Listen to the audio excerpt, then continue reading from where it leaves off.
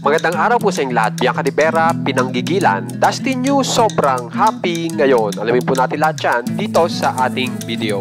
Pero bago po tayo magpunta dyan sa ating subject na yan, ay meron pong update si Bianca de Vera na kung saan ay isinelebrate niya po ang kanyang yumaong pet.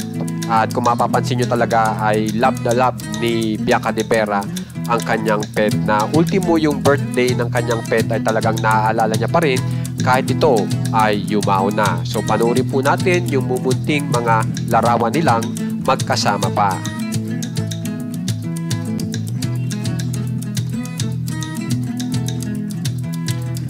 So kung mapapansin nyo, ultimo sa kwarto ay magkasama yung dalawa, kaya talagang mahal na mahal ni Bianca de Vera ang kanyang talagang napakagandang pet.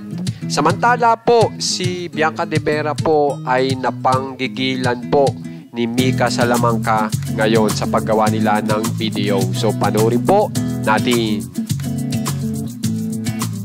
So kung mapapansin nyo, talagang mag-best friend po itong dalawa, kaya ganyan po sila talagang mag-interact sa bawat isa. Talagang todo, pag sinabi mong kiss, talagang todo kiss, napanggigilan pa ni Mika Salamanca. Samantala po, napakagandang balita po, at ito pong si Dustin Yu ay kapamilya na po ng isang wellness na produktong pang-international, at masayang-masaya nga po si Dustin Yu para rito. So ito po yung pinakabagong update ni Dustin Yu ngayon. At yan, yung sinasabi niya pong yan ay siya po ay kapamilya na nitong sinasabi niya nga isang wellness product na talagang sobrang happy siya na nakakabilang siya.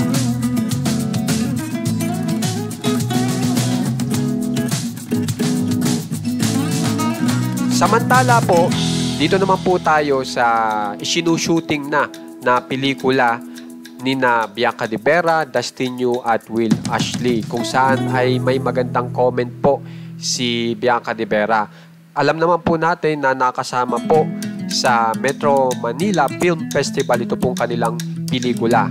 At ito nga pong si Bianca, ito pong tatlo ay game na nga po sa pagsushooting. At ang kanyang message po ay spread daw po o celebrate the love pagdating po ng Christmas. At para may celebrate nga po yung love pagdating ng Christmas, syempre kaya magandang ang mga mapanood po ay mga love story katulad po nitong sa kanilang pelikula. So talagang maganda naman po ang nangyayari po dito po sa Dasbia at saka sa Wilka, kaya talagang ang mga fans po nila ay talagang nag-e-enjoy ngayon o masaya para sa kanila. Kaya naman po, kung gusto niyo pong ma-update sa mga famous celebs ng Pinas katulad po ng Dasbia, Wilka, subscribe na po kayo sa ating channel na Juan Katawa. Maraming salamat po.